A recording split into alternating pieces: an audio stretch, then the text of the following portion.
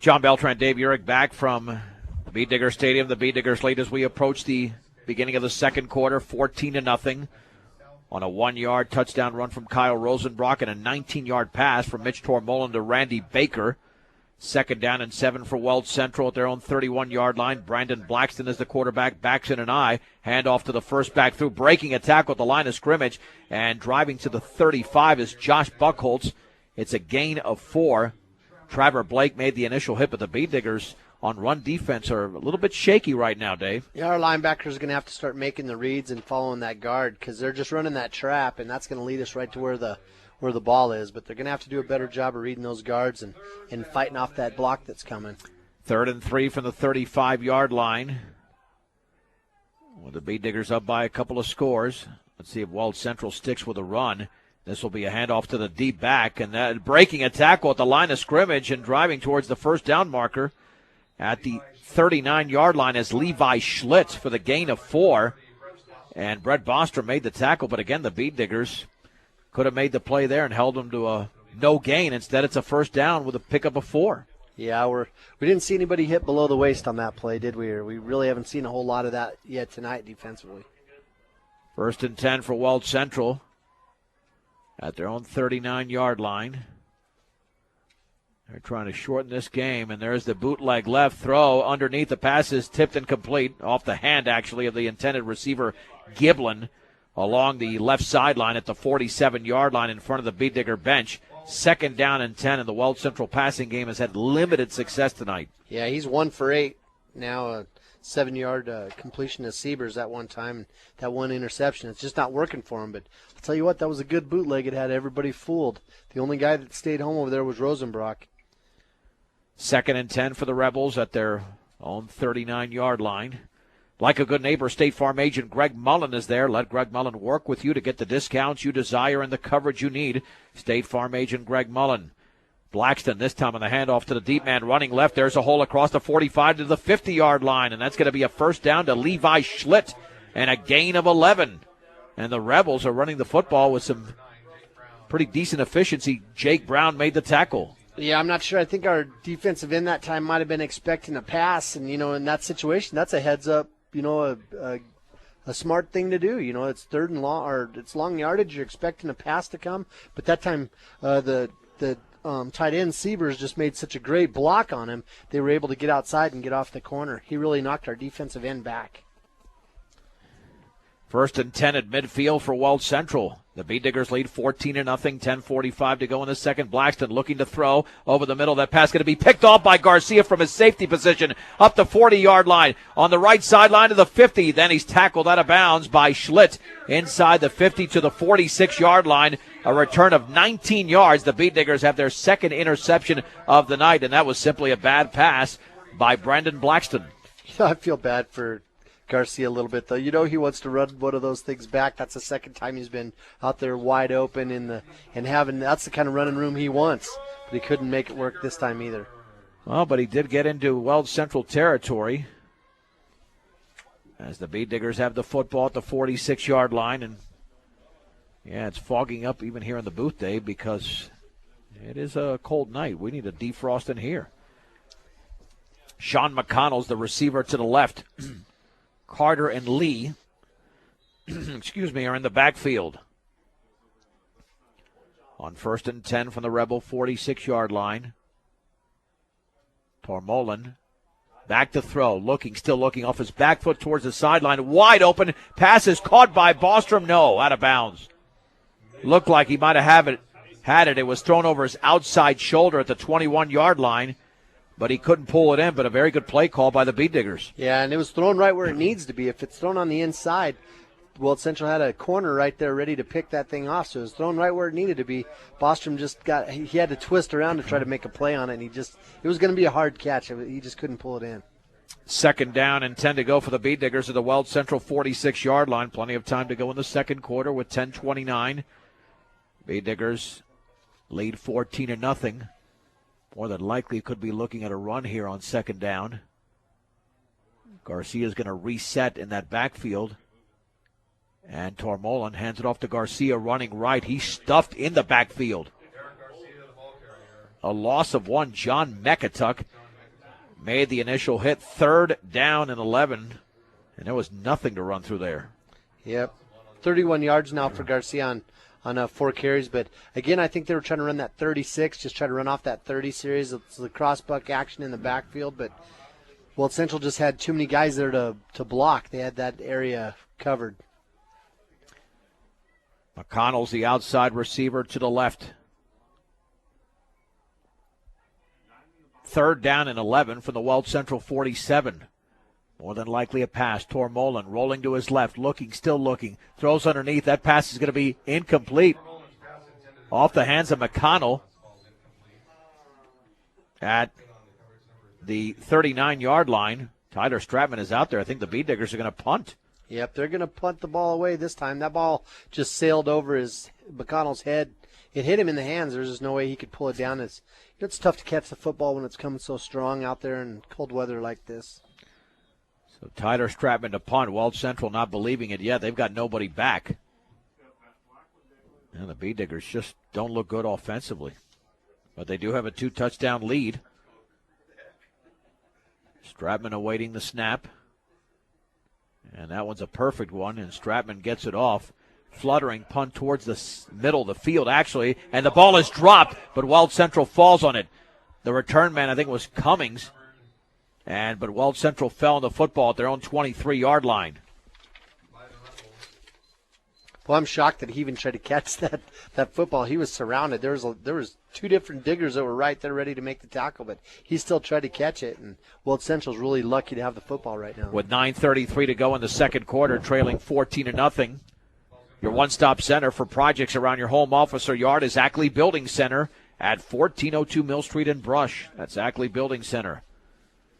Let's see if the Bee Digger defense can make this a 3-and-out. Eli Hollister is lined up as the deep back. He has the football running right towards the wide side. He's got a hole across the 25 towards the 26. And did the ball come loose near the end because players are diving towards that area? I don't think so. He's down there. It'll be a gain of a couple of yards. 2nd down and 8 from the 25 for Weld Central. Yeah, they just ran. It was supposed to go off tackle, but he stretched it out. The hole was plugged, and he stretched it out to the sideline. And, boy, I'll tell you what, Garcia and those guys did a good job of coming up and slowing it down so everybody else could come in and help make the tackle. Hollister's the lone setback. 2nd and 8 for Weld Central at their own 25-yard line. Blackstone is going to roll to his left. Pressure coming. He's sacked by Maverick Seawald. He threw him for a loss of close to 7 yards. Seawald more than likely came through unblocked. And now it's going to be 3rd down and 15 to go for the Rebels. Yeah, he did. He came through unblocked and showed a lot of speed there. And kind of had him where we wanted him as our defensive ends. It took them a while to choose which side was the strength, and our defensive ends changed side depending on which side the strength is on the offense. And by the time our defensive end got over here and got lined up, it was like he was coming on a blitz from the far side. And that might have opened things up for Seawald a little bit. 3rd and 15 from the 18-yard line. Passing situation for Weld Central. And Blackston, as we mentioned, has not had much success tonight. He's lined up under center on 3rd down. Blackston looking to throw, rolling right, and he's trying to get away from a sack. He's going to be spun down and thrown down again.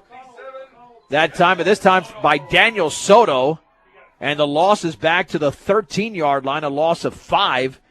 4th down and 20 to go for Weld Central. Now the Bee Diggers are going to have outstanding field position. You bet. It'll be interesting to see if they don't just go for it right here and try to block it. Yeah, we haven't seen them go for a lot of blocks lately. The last couple of years, they try to block every single punt. And this year, we haven't really seen them go after too many of them. Travis Siebers to punt at the 2-yard line. He gets it off, and that one is high and end over end. That's a pretty good punt. And it bounces inside the 50 towards the 40, now towards the 36-yard line where it's down right there.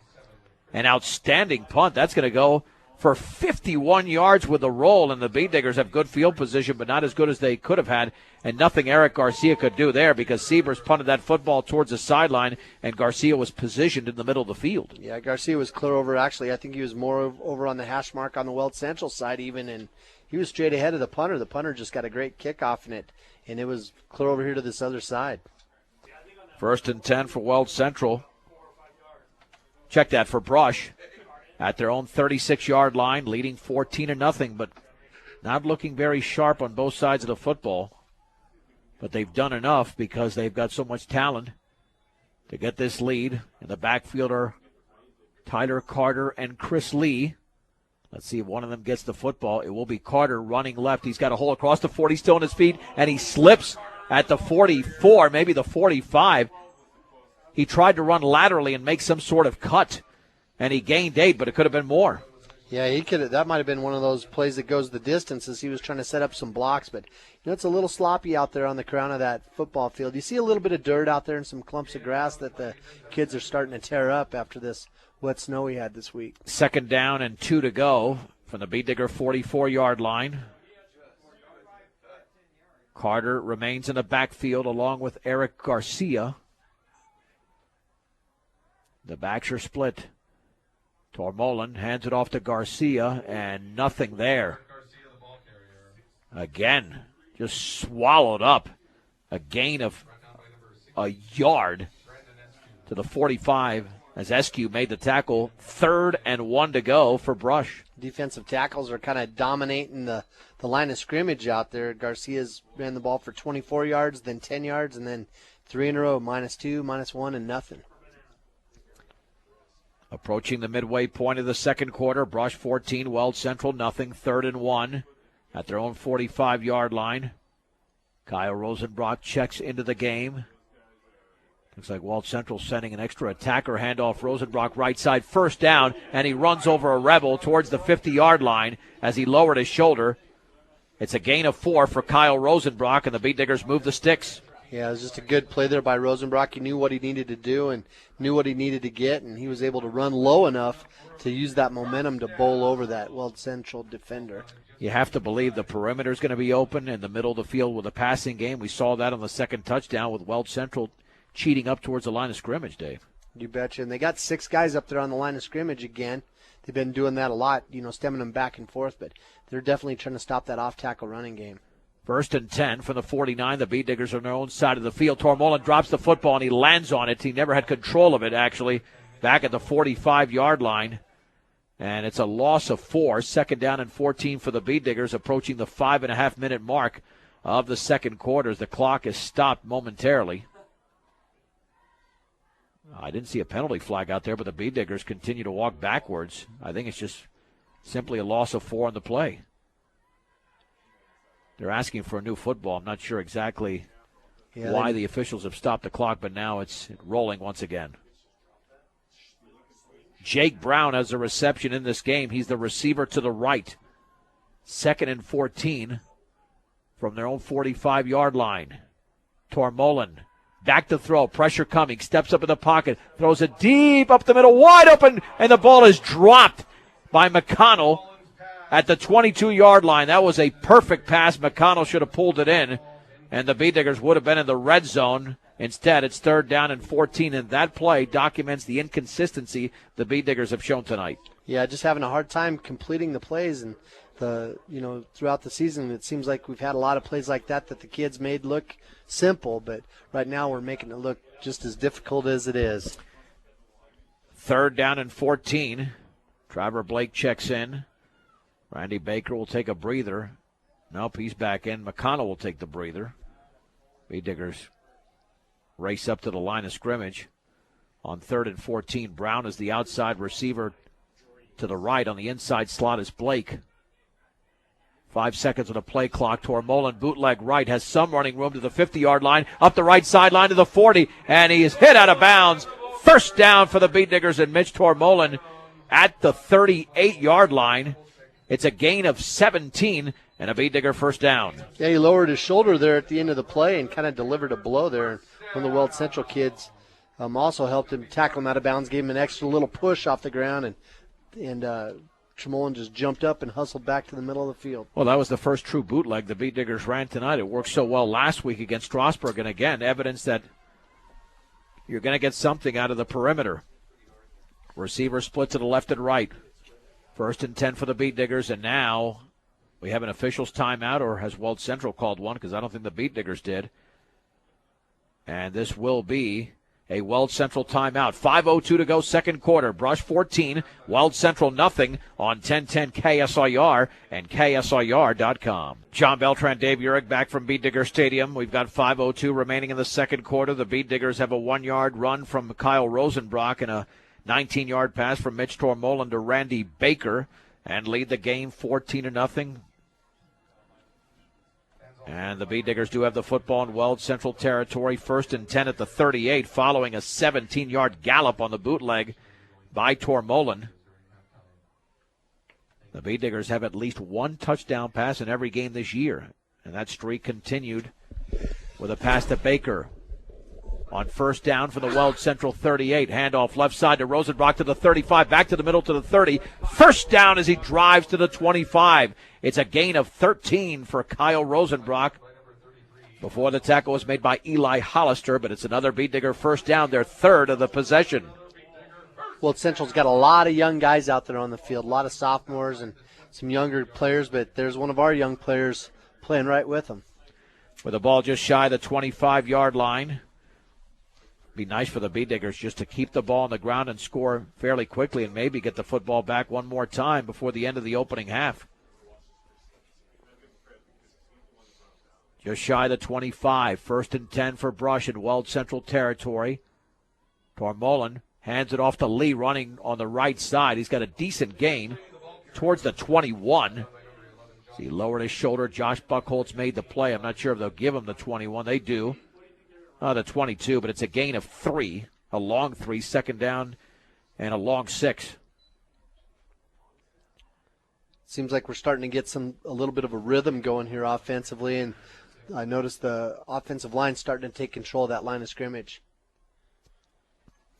On 2nd down, and a long 6 from the 22-yard line, with Lee and Carter in that backfield. Tormolen will hand it off to Carter, running right to the 20-yard line. He spins, breaks a tackle inside the 20, and he runs hard to the 15. That was an impressive run. A 7-yard gain for Tyler Carter. It looked like Mekatuck was in on the tackle, and that is going to be a Beat Digger 1st down. Yeah, not a lot of running room there, that's for sure. He was spinning and breaking tackles all the way. With 3:48 to go, the Beat Diggers have yet to score in this quarter, but they're threatening. Leading 14-0. Trevor Blake is the receiver to the left. Eric Garcia is now in that backfield with Tyler Carter. And we're just waiting for the movement of the chains as the clock was stopped and now is re-rolling on 1st and 10 for the 15.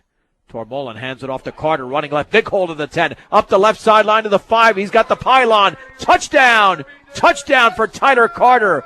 From 15 yards out, Brush 20, Weld Central nothing.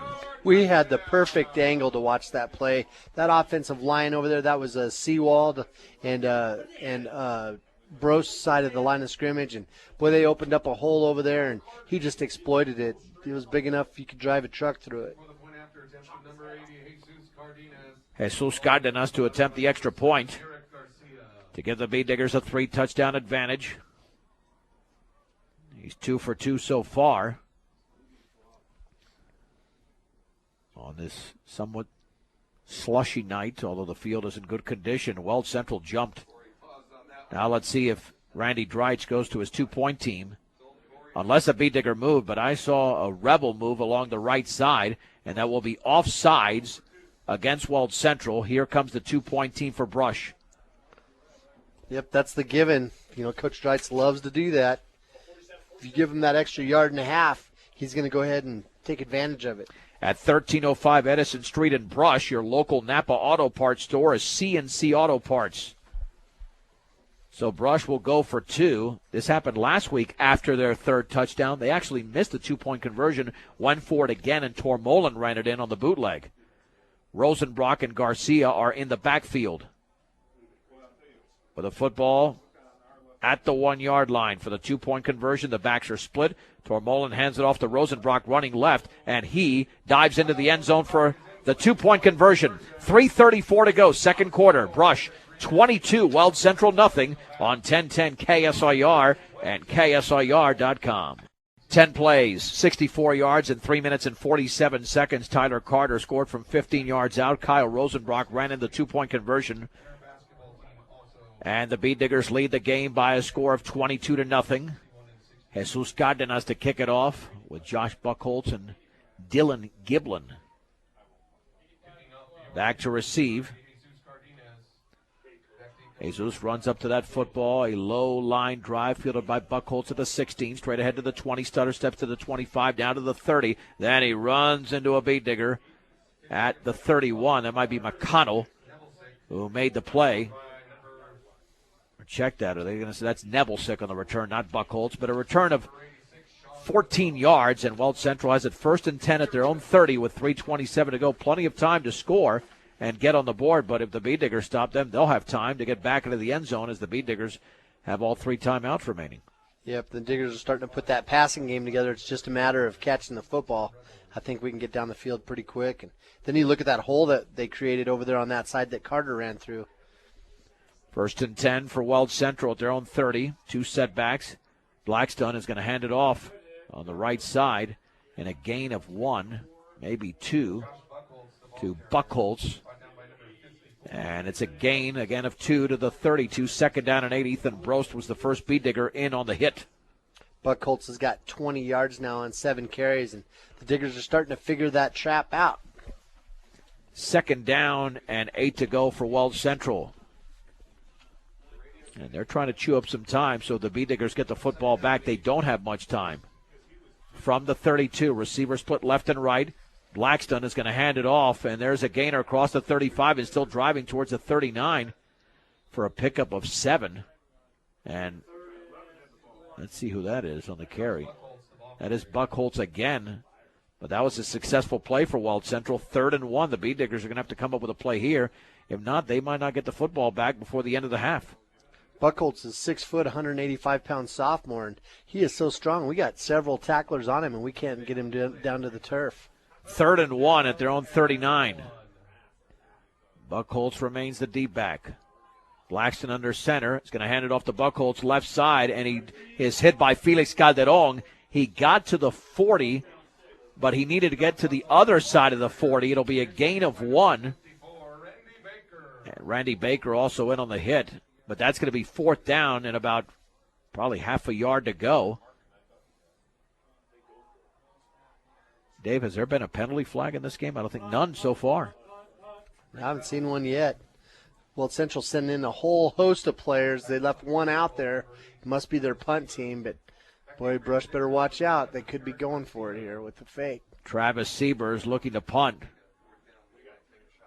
4th down and half a yard. Yeah, the Bee Diggers are aware of that. Let's see if they snap it to the short man. Siebers has the football. He will punt it away. High end over end. Fair catch by Garcia, and he's got it at the 30-yard line. So the Bee Diggers will operate maybe the 31. They'll give him the 31 of the fair catch. I'd love to see him field that ball. You know, that's in high school football, if you can catch that punt and keep it from rolling the other 15 or 20 yards down the field, you can really take control of the field position game. Well, you got 3 timeouts with 1:22. They can certainly get the job done, leading by a 22-0 count. So let's see if the Bee Diggers can get that passing game going. They've had a couple of plays that could have been made, but one was a drop and the other one was just not on target. Receivers out to the left and right. 1st and 10 for Brush at their own 31-yard line with 82 seconds to go in the opening half. Tormolin is back to throw. Pressure coming. He's got to watch out. And he's going to be dropped at the 24. And it did not come from his blind side, yet Tormolin could not get away from the defender, and it's a loss of 7. Yeah, he didn't. It wasn't just a drop. Boy, he spun him around. It was like a suplex. He spun him around and threw him down hard. Bee Diggers do have confidence in that passing game, so they call a timeout, even though it's 2nd and 17 from their own 24-yard line. Brought to you by Edwards Wright Price Market in Flowerland at 1201 East Platte Avenue in Fort Morgan. Stop by and get what you need to refuel on game days at Edwards Wright Price Market in Flowerland. I mean, what did we see last week? 3rd and 24, they go for 81. Yeah. I mean, so they're certainly capable of working their way out of this. But you know who they'd be looking for as a deep threat? That'd be Eric Garcia. Yeah, they got to keep – Weld Central needs to keep their eye on him. On that last play, I think if Tremolin would have had an intermediate receiver or somebody maybe on a little shorter pattern, he would have had somewhere to throw the ball to, but everybody was running deep and nobody was looking back for the football, so he couldn't get rid of it. 2nd down and 17 from the 24-yard line, and all you need is an athlete in the open field, because the Bee Diggers have proven once they can create separation, they're that much quicker than other teams, particularly this Weld Central team, which, by the way, has not played that bad of a first half. No, for a young team, they're very physical. Bostrom is the receiver to the right. Looks like McConnell out to the left. On 2nd down and 17 from the 24. Tormolin on the handoff up the middle. Big hole for Carter across the 30 to the 35. Stops, and then he breaks a tackle, still on his feet, and he spins, and he's down out of bounds. That should stop the clock at the 39-yard line. It's a gain of 15, and it's amazing. Nobody goes down on a consistent basis in this game, including Carter there, who pinballed his way for that 15-yard pickup. Yeah, some big hits, but nobody's tackling low. Carter just needed one more block. He had a blocker there, but he just didn't get one and couldn't turn it into a touchdown. Clock stops with 59 seconds to go before the break. Brush leads 22-0. And now it's 3rd down and a long 2. Tormolin back to throw. Plenty of protection. Deep over the middle of the pass is incomplete. Intended for Randy Baker, actually along the sideline at the 44-yard line. Nearly made an acrobatic catch, but the ball was overthrown. And behind that was Brett Bostrom several yards up the field. Yep, we had 2 receivers that were right there in about the same area. And when you bring those defenders in there, it kind of clutters things up. Well, the Bee Diggers are going to take a chance here and go for it, even though they're only at their own 39-yard line on a 4th down and 2 with 55 seconds to go. Now the clock will stop if they get a first down for the movement of the chains. Bee Diggers do have 2 timeouts remaining. Rosenbrock and Garcia are in the backfield. Weld Central sending an extra attacker on 4th and 2. Tormolin hands it off to Rosenbrock. He doesn't have it. A gain of 1 to the 40. And that extra attacker was able to make the play for Weld Central. And that was Carson DeGroot. So it's first down going the other way for Weld Central with 2 timeouts at the Bee Digger 40-yard line. Yeah, we kind of went on 2 on that play, and I think we were kind of hoping that they were going to jump, and maybe I don't know if we were really counting on the fact that they wouldn't jump, and we had to go with the play. The Bee Diggers do have 2 interceptions tonight, one from Trevor Blake, which nearly went the distance, the other from Eric Garcia. Find out if the secondary can play a big role here. 1st and 10 for Weld Central. There's the handoff. Now the flea flicker. Blackston to throw up the right side. Garcia's out there. He's going to pick it off at the 15-yard line, looking for a block. Stutter steps and tries to reverse his field towards the 20-yard line. Up the left sideline, breaking a tackle to 25. Stops again, stutter steps, and is out of bounds towards the 30. If he got to the 30, the second interception by Garcia. And with 34 seconds to go, the Bee Diggers have the football back. Yep, another nice INT, but still just trying to find some blocks and just not getting them out there. Guys having a hard time making contact on a cold night. Oh, do the Bee Diggers take a 22-point lead into the locker room? Or do they put it up from their own 30-yard line with 34 seconds to go? 1st and 10 for Brush. 2 receivers out to the right.